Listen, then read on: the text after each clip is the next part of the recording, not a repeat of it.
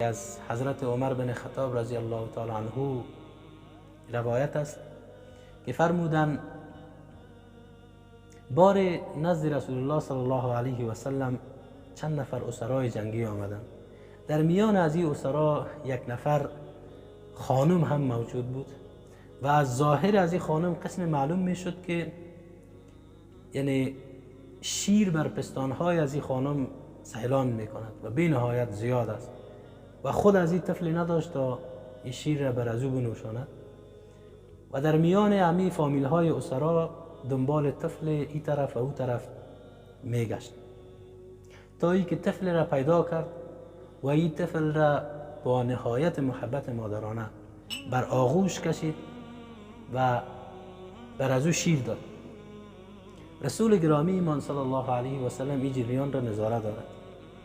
می‌فرماید که رسول الله صلی الله علیه و سلم برایم فرمودند که آیا شما گمان میکنید که اگر این طفل از خود اعظمی خانم می بود آیا این حاضر بود که این طفل را در آتش بیندازد؟ حضرت عمر بن خطاب رضی الله تعالی عنه می فرماید که ما گفتیم نه خیر، هرگز.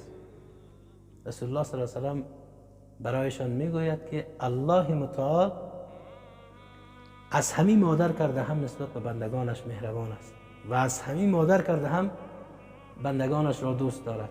حالا هدف رسول الله صلی الله علیه و سلم از این سخن این بود که با وجود از این که این طفل از این مادر نبود، طفل بیگانه بود، اینقدر با نهایت محبت و عطوفت مادرانه این طفلک را بر آغوش گرفت و به او شیر داد.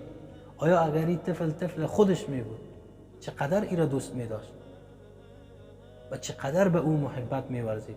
آیا امکان داشت که بازی را این مادر ببره در آتش بیندازه؟ شما همینطور تصورش هم میتونید بکنید.